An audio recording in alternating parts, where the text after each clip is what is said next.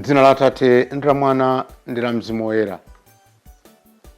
Tikulandirinso lero pa 24 April 2024 pano pa Tiyankhule na Ambuye, lachitatu la Mulungu wachinayi wa Pasaka. Lero lino tisinkhasinkha za umodzi ndi Atate. Mawu oyamba akuchokera pa buku la Ntchito za Atumwi mutu 12 kuyambira ndime 24 mpaka mutu 13 ndime 5. Amene akutiwerengera mawu oyamba ndi a Eunice Mtingwi Ndenya kuchokera ku St. Padre Pio Parish mu Archdiocese ya Lilongwe. Uthenga wa lero ukuchokera pa monga adalembera Yohane Woyera mutu 12 kuyambira ndime ya 44 kulekeza 50. Amene akutiwerengera mawu a mthenga wabwino komanso kutigawira mawu ndi Reverend Father Maxwell Kubalasa kuchokera ku Christ the King Nambuma Parish mu Archdiocese ya Lilongwe. Mawu oyamba. Mawu a m'buku la Ntchito za Atumwi. Pa nthawi yomweyo mawu a Mulungu adanka nafalikirafalikira. Tsono Barnabasi ndi Saulo atakwaniritsa zimene adawatumira ku Yerusalemu, adabwerako. Adatengako Yohane otchedwa Mariko uja. Mu mpingo wa ku Antiokeya munali alaliki ndi aphunzitsi awa: Barnabasi, Simeoni, Lusiyo wa ku Kirene, Manaene ndiponso Saulo. Tsiku lina pamene iwo adasonkhana kuti apembedze Ambuye ndi kuti asale zakudya, Mzimu Woyera adawawuza kuti, mundipatulire Barnabasi ndi Saulo kuti akagwire ntchito imene ndawayitanira. Tsono atasala zakudya ndi kupemphera, adawasanjika manja nawatuma. Barnabasi ndi Saulo otumidwa ndi Mzimu Woyera aja adapita ku Seleukiya. Kuchokera kumeneko adayenda mchombo nakafika ku chilimba cha Kipro. Atafika ku mzinda wa Salami, adalalika mawu a Mulungu m'nyumba za mapemphero za Ayuda. Analinso ndi Yohane omawathandiza. Mawu a Ambuye. Tithokoze Mulungu. Ambuye akhale nanu, akhalenso ndi mzimu wanu. Mawu a Muthenga Woyera monga adalembera Yohane Woyera. Ulemu kwa inu Ambuye. Pa nthawi yomweyo Yesu adanena mokweza mawu kuti, munthu wondikhulupirira sakhulupirira ine ndekha ayi, koma amakhulupiriranso iye amene adandituma. Ndipo munthu woona ine amaonanso iye amene adandituma. Ine ndine kuwala, ndipo ndidadza pansi pano kuti munthu aliyense wokhulupirira ine asayende mu mdima. Munthu akamva mawu anga koma osawagwiritsa ntchito, ine sindimzenga mlandu ayi, pakuti sindidadzere kudzazenga anthu mlandu koma kudzawapulumutsa. Munthu amene akana ine ndipo salandira mawu anga, alipo amene adzamuweruza. Adzazengedwa mlandu pa tsiku lomaliza chifukwa cha mawu omwe ndakhala ndikulankhulawa.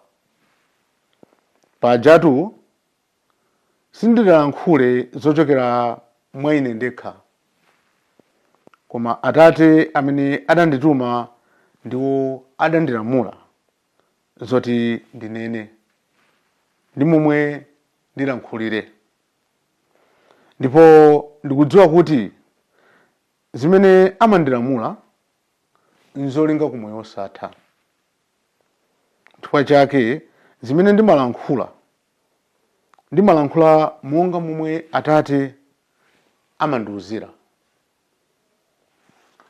Mthenga woyera.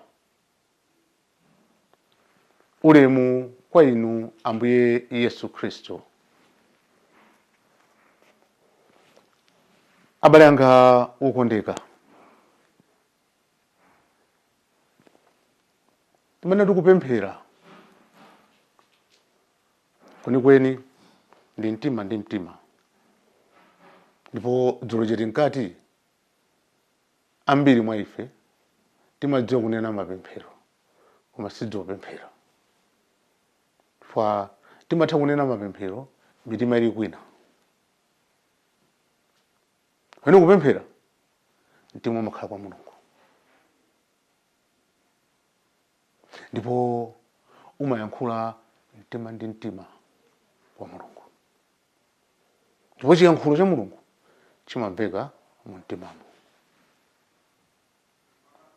Lero lino tikuona chitsanzo chabwino cha momwe liwu la Mulungu limamvekera ndipo chiyankhulo cha Mulungu chimamvekera. Mu ntchito za atumwi, gawo limene tawerenga lero, akutiwuza za abale athu gulu la Barnabasi ndi Saulo mmene amachitira kupembedza komanso amasala.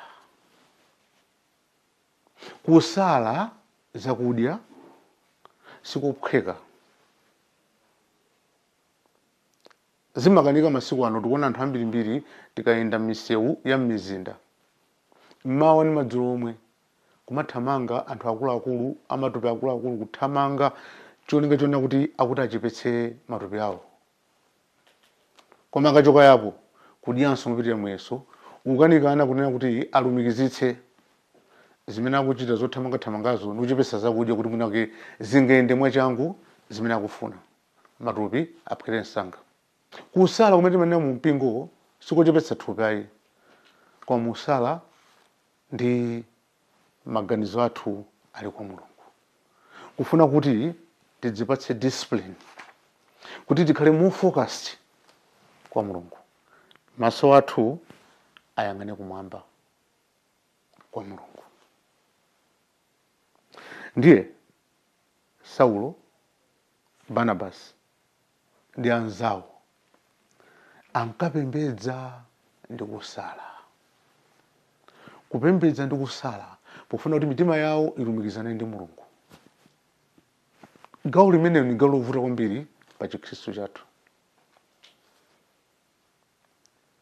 Kukhala chete kupembedza Mulungu tchalichi pongoyang'ana ndi maso okha tebinakolo, pongoyang'ana ndi maso okha Ambuye Yesu paguwa, kumavuta anthu basi. Kawiri timafuna kuti basi pang'ono nyimbo tchalichi, pang'ono nyimbo tchalichi. Nthena yake ndawuza apo anthu ena kwina nena kuti mukamaliza mapemphero mmawa musamayimbenso nyimbo ayi. Kaya mwamaliza 10 to 6, mukhale choka 10 to 6 mpaka 3 minutes to 6 muli chete mukupemphera panokha, aliyense mu mtima mwake. Kenaka munena anjelasi, kenaka tiyambe misa. Hayi ndithu kungomaliza ndoti 7 minutes yonse nyimbo mpaka na angelus. Chifukwa chani? Kuti alumikizane Mulungu wawo amachititsa mantha. Kaya pa nthawi imeneyo ndipene mwera zinthu za upandu zimene amapanga sindidziwa. Koma khandonena kuti kukhala chete, kupembedza Mulungu, kusala zakudya cholinga tilumikizane ndi Mulungu, zinthu zofunika kwambiri mmoyo wathu wa Chikhristu. Pamenepo ndipene timapanga umodzi wathu ndi mulungu. Ambuye Yesu Uthenga Wabwino pomanena kuti ine ndi Atate ndife amodzi, ndipo ine ndimayankhula zimene Atate adandituma, ndipo ndimaziyankhula monga mmene iwo amandiwuzira. Akunena umodzi umene ulipo pakati pa iyeyo ndi mulungu. Muri umodzi omwewo umene aliyense mwa ifeyo mulungu akumuyitana kuti tikhale nawo ndi iyeyo. Sindikudabwa konse kunena kuti anthu amene amasala ndi kupembedza mulungu adamva malangizo a Mzimu Woyera onena kuti mundipatule Barnabasi ndi Saulo kuti akagwire ntchito imene ndawayitanira. Adazimva imene amapemphera, mitima yawo italumikizana ndi mtima wa mulungu. Language of God adayimva, chiyankhulo cha mulungu adachimva. Koma ngati ineyo sindidzipatsa mpata kuti ndilumikizane ndi mulungu mwa njira imeneyi, ngati ineyo I succumb to the voices zimene zimabwera tsiku ndi tsiku kunsika, ku business zimene kundiri, ku office kumene ndiri, mikangano ya pantchito, zilakolako zina ndi zina za moyo mwanga, osapereka mpata onena kuti ndilumikizane ndi mulungu wanga, nkovuta kuti language ya mulungu timve moyo mwathu, tidziwe moyo mwathu, ndikuyitsatira moyo mwathu. Umodzi umene Ambuye Yesu akunena ndi Atate yake, ife sitingathe kupeza umodzi omwewo kupyolera moyo wathu wa mapemphero, kulumikizana mtima ndi mtima ndi mulungu. Adzatilozera choyenera kuchita moyo mwathu. Tipemphe kuti tsiku lonse la lero lino tiyese kulumikizana ndi mulungu wathu. Kaya tikuyenda tipeze nthawi tilumikizane ndi mulungu wathu kuti atithandize kuonetsa direction. Mulungu adalitse tsiku lonse la lero. Amen.